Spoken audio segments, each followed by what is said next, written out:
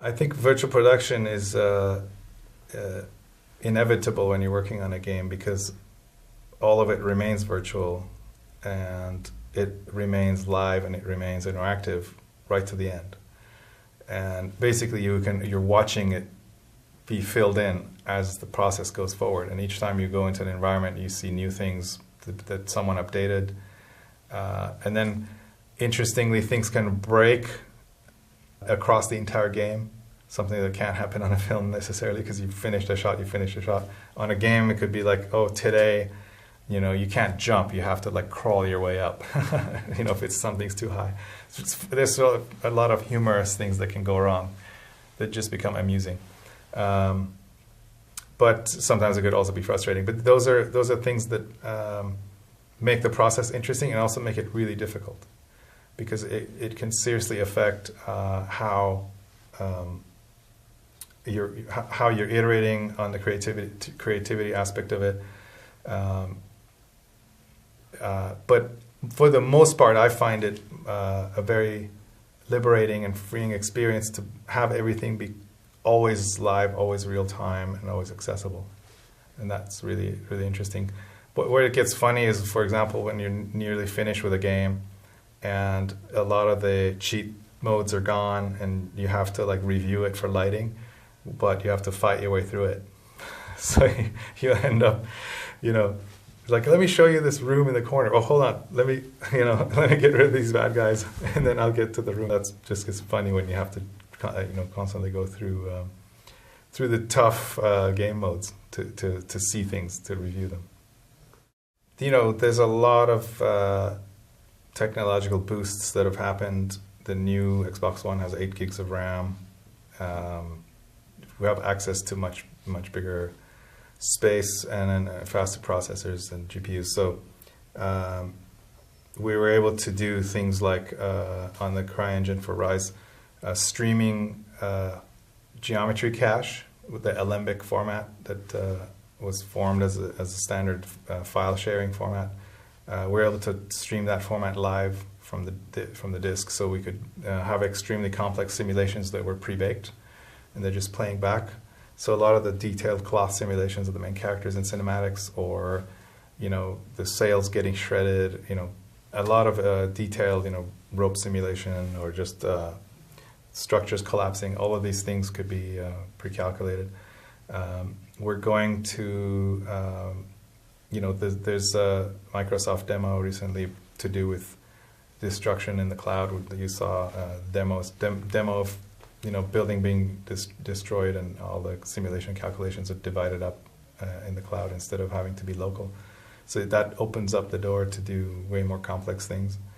So I think those are the directions where we're going to able to, on one hand, be able to see a lot more detail and a lot more complexity to do with motion and simulation, and at the same time we're able to do more refined shading and rendering to do with facial expressions, faces, and then have people connect more and more to the characters. And that's been the big gap between film and games, is we haven't had that ability to focus so much on details of characters, and that's an area where we can really now start to hone in on and be able to have tremendous amount of more joints and blend shapes and all the similar techniques, even more so than before. So those are, I think, areas where hopefully we'll see key creatives wanting to tell their stories in this format as well, in a real-time game format as well as linear format. It's been a big passion of mine for many years. Ever since actually joining the game industry in 2003, we built a tool to do the camera work in the engine. For Need for Speed, it was called ICE, In-Game Camera Editor. And so a lot of most all the sequences that you see in Need for Speed, as well as the James Bond game back then, where some cinematic happens in-game, which means it's real-time rendered, was using the cameras that were authored with that system. And all the editing and all the keyframing and everything was done through the controller. And so you're looking at the final thing when you're composing. It's not some other software and then having to be translated and things lost. And so ever since then, I've been passionate about that being one of the key things that the game industry can help in the film side of things. And 4 years ago, when I joined Microsoft, I started a project there called Photon, and we focused on how can we take the best of what game engines can offer and apply them to filmmaking, both in terms of whether you're on a mocap stage or you're doing previews at your desk, in your office, and what are the tools you would need to enable that, so that you can get much more higher fidelity visuals at an earlier stage or live on stage, And so since then, that's 4 years ago, and we've had a tremendous amount of increase in hardware capability.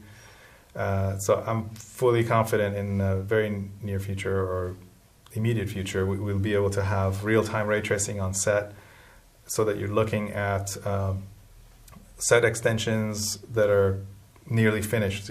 Basically, you'd have what looks to be the final thing practically on your monitor. That needs a little bit of refinement and better compositing, but essentially you're looking at a much more finished product, and that's going to allow us to be able to do way more cost-effective TV series, way more cost-effective animations and digital features. That was my frustration on the film side with things that just take a long time.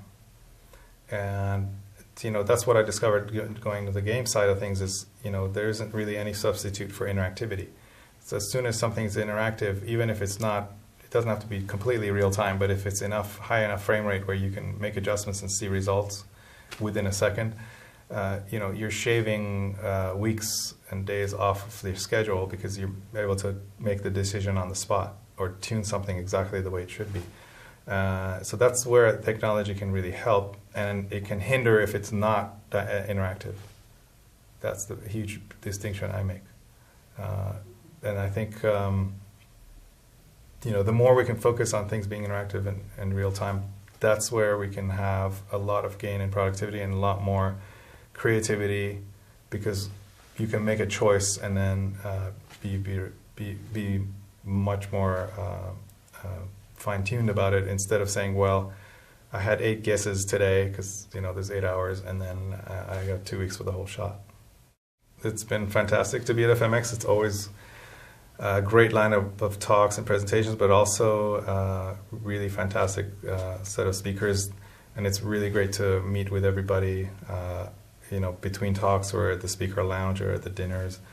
And I find it really unique experience to have that level of talent be so focused and in such a small area and groups. And so, you learn so much from your peers, and I think the industry is very small, and it's really all about how we inspire each other and how we look to each other for the next, direction for things to go.